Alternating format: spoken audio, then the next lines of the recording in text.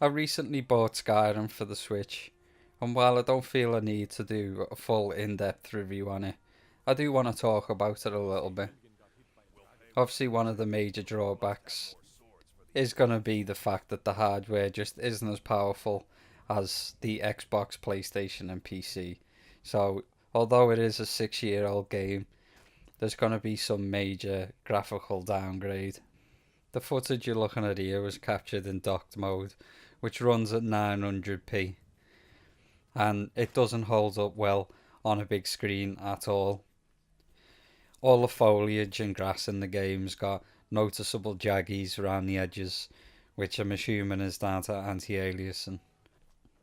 One of the main things that struck me most, though, was how bad the contrast is.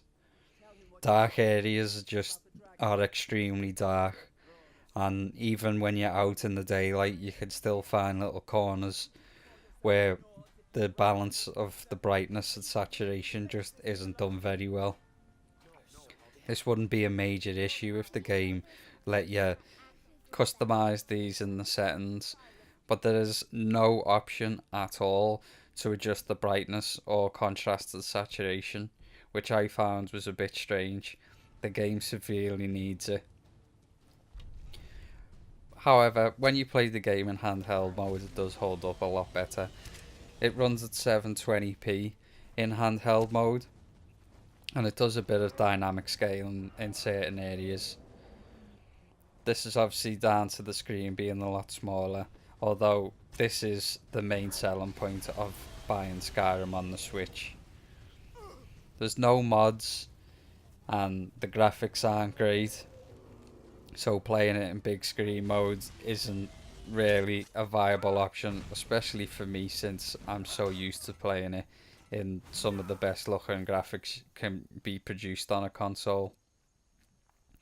But as I said, the whole buying point for this game is the portability. So, is the fact that you can take Skyrim anywhere good enough justification to buy this game?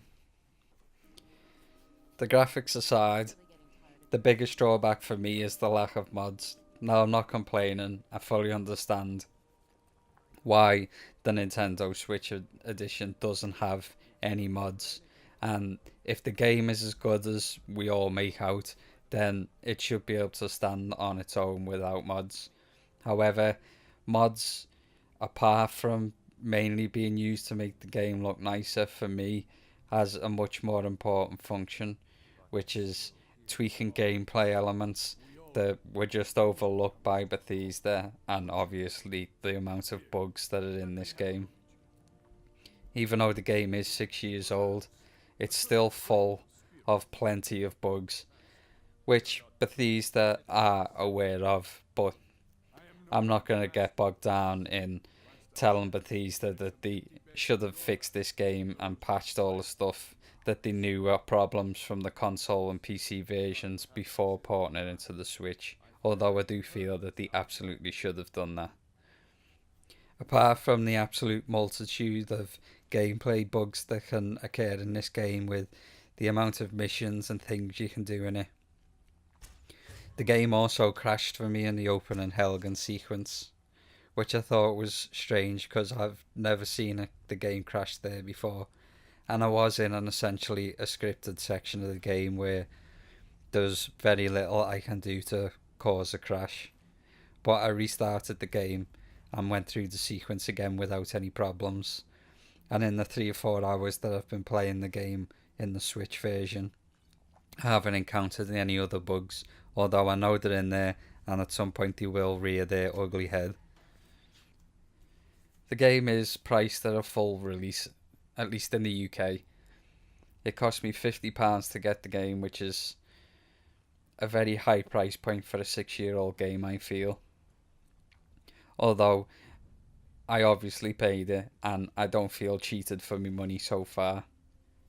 Thankfully, all the DLCs are included, so that does help with the longevity of the game. And the Switch version even does a couple of nice things, like you can use gesture controls, and while I found it to be a gimmick and turn them off almost immediately, I'm sure younger audiences will get a kick out of swinging the Nintendo Joy-Con and having the axe swing on screen. But one of the best additions to the control scheme is to be able to fine tune your aim while aiming down a bow.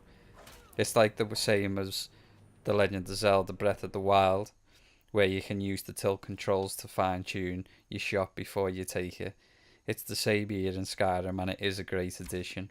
Although it does feel very restrictive and could maybe do with having the field of view, so to speak, a bit wider while doing it.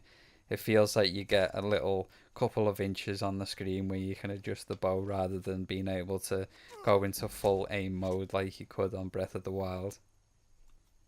And one of the other things that's unique to the Switch is the obvious amiibo compatibility. Now, I don't own any amiibos. I don't plan to own any amiibos. I'm just a bit too old to collect little bits of plastic, even if they do add extra content to some games.